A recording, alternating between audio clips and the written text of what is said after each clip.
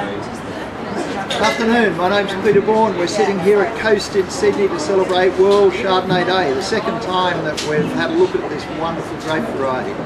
It's a beautiful Sydney winter's day or autumn day, but of course Chardonnays are beautiful every time of day, every time of year wine. I'm sitting here with Andrew Spinaze.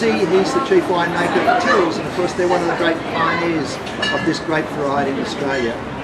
To my left, it's David Bicknell from Oak Ridge, and he represents probably the new wave of what's happening with Chardonnay. We'll start with Andrew first, and we'll just talk a little bit about the history of Chardonnay and the Hunter Valley and of course Tyrrell's. Yeah, thanks Peter. Well, I guess Chardonnay at Tyrrell's, our first vineyard was 1971. It was very much experimental.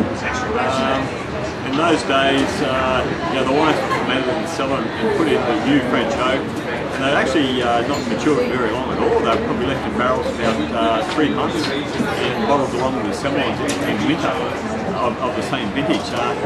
But the style certainly extended as we got into the 80s.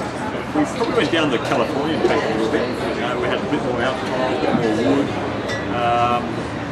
And I think the industry sort of led that way a little bit. I think that was probably the migration of Chardonnay a little bit, went downhill. Wines got a bit too big. I think where we are today with Chardonnay, the wine's a lot fresher.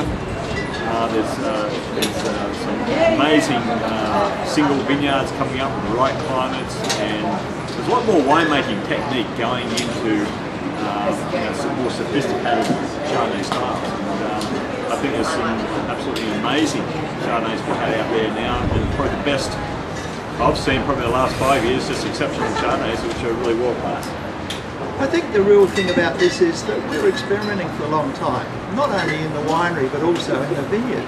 When you talk about the Hunter and your exceptionally fine Chardonnay, but there are a lot of Chardonnays in this country grown in warmer areas that were then treated with a fairly heavy winemaking hand. But I think we've moved through that, as we've said, Spinner, and we're really starting to see that with high quality fruit and with the right winemaking inputs, we can make some very graceful, stylish and very individual wines. So we've got a range of wines we'll get to in a minute that are from around Australia, but they really represent very, very different styles. And I guess, David, you've been working in the Yarra Valley for a long time now, and you've really started to be able to focus in and define those blocks. I mean, the valley floor, those kind of cool vineyards, and that's really part of where you're Well, you hit the nail on the head before. I think part of the movement has been to show a bit of respect for the variety and move away from a somewhat formulaic approach that they had to be a particular alcohol and acidity and quantity of all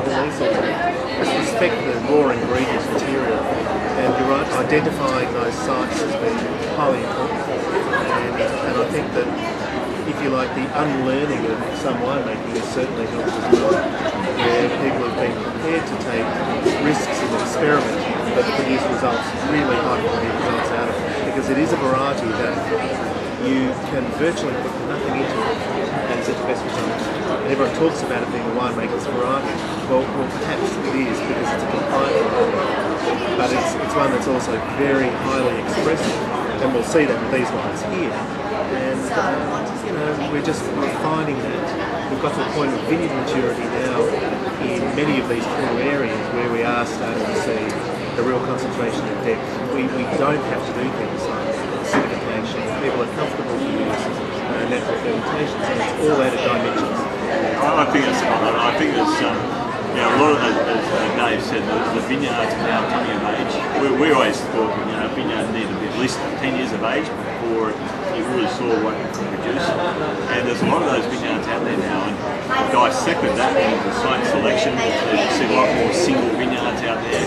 As Dave said, respecting the fruit from those vineyards, single bottles, bottlings of those vineyards, and certainly made a lot more respect and kept it fresh. And I think that's the essence of it. A lot of the Chardonnay years ago was probably a bit too heavy, a bit too alcoholic. Now it's very fresh and fruit driven. Well, part of that is it's actually given us more diversity. Yeah. I think, again, part of that formulaic approach was that it had to be a particular size and shape. And a lot of regions aren't capable of doing that, or if they do, they make really clumsy, jumpy, oversized wines. So think everyone's really kind of back to local.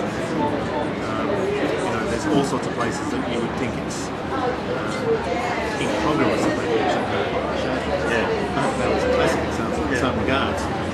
But if you actually have that respect for the raw material, you can produce it. I think Chardonnay too is very much an open canvas, you know, working with fruit that's can be wooded or non-wooded, unlike say Riesling or Semillon. It's very much making it as a fruit-driven style, but with Chardonnay it's an open canvas. There's lots of many combinations open for the winemaker as to how they see the style or representing the variety, and there's probably no right or wrong in that.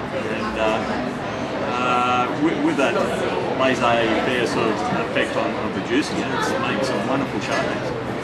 For me, one of the things to think about with all of this is the marketplace as well. I mean, I'm not an ABC anything but Chardonnay. I'm actually a BC. You know, I started drinking wine before Chardonnay was around in this country. It was Riesling and Semillon. I've been through the waves that we've seen in the marketplace, the fashions, if you like.